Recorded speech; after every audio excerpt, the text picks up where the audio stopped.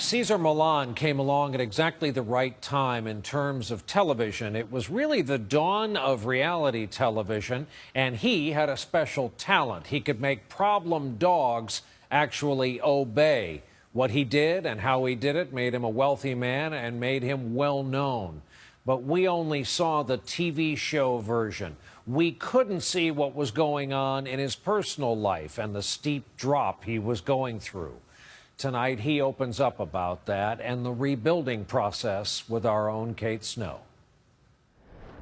No dog can take that place. Yes, yet. When you go out for a walk with Cesar Millan at his ranch in the mountains outside LA, Cesar and his pack take you to the top of his world. The top of that mountain is mine. This 43-acre ranch is his dog psychology center and the symbol of his international success. This is a view. He was the star of the hit TV show The Dog Whisperer with Cesar Millan, which ran for 9 seasons on National Geographic Channel.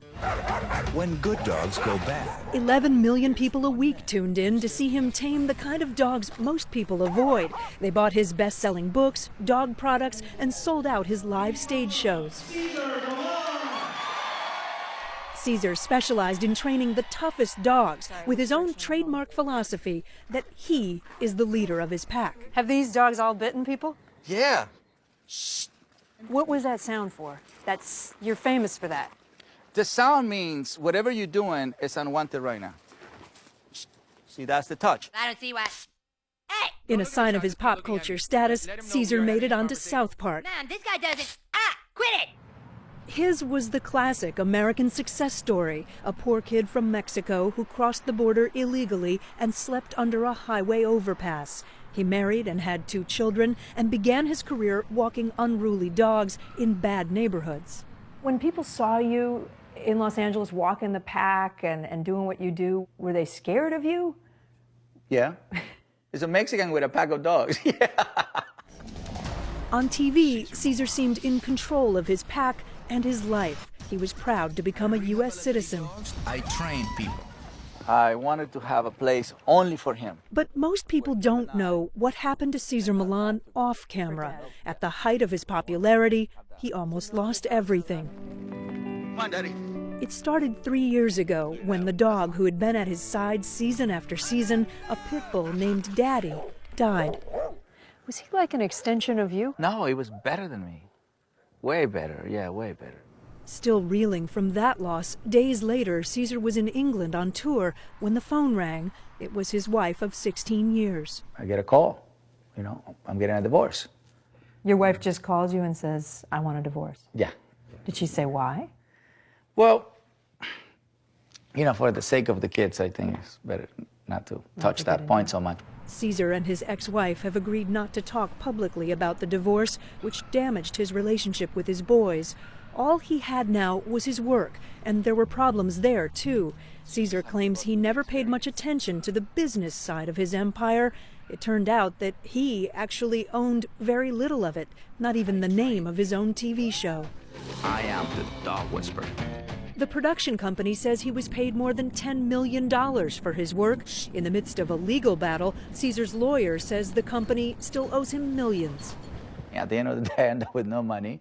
And so now What do you mean you end up with no money? Right. 0 money. You were broke. I was broke. For the first time in his life, Cesar Millan felt like he'd lost control. It's like, okay, I'm a failure. The reason why this is happening is because of me. You got to a point where you didn't think it was worth living. No. So I just made a decision and took a whole bunch of pills and tried to kill myself. Did you really want to die? Yeah. He mixed several bottles of pills. But they called the paramedics. Who called the paramedics? The kids. Did your kids Yeah, the kids find found me, yeah. Your boys? Yeah, I remember the kid saying that I say, take me to the ranch, I want to die with Daddy. When Cesar woke up in a psychiatric hospital, he found himself in a surreal situation, surrounded by fans. All the patients there knew me and they didn't trust the psychologist, but they trusted me. So they wanted Cesar to be in their consultations, so I became their pack leader. So I At the hospital? At the hospital, with the patients. right? And so that's what I say is, okay, so I can help people. You got your self-esteem back, it sounds like. I have a sense of purpose, right? I like to have a purpose in life. I wanna do something. I wanna help. That's what drives me. He vowed to focus on his relationships with humans, not just dogs. Like with dogs, I have all the empathy and compassion and the calmness and the patience that it is, because I know what they want. But sometimes people don't know what they want.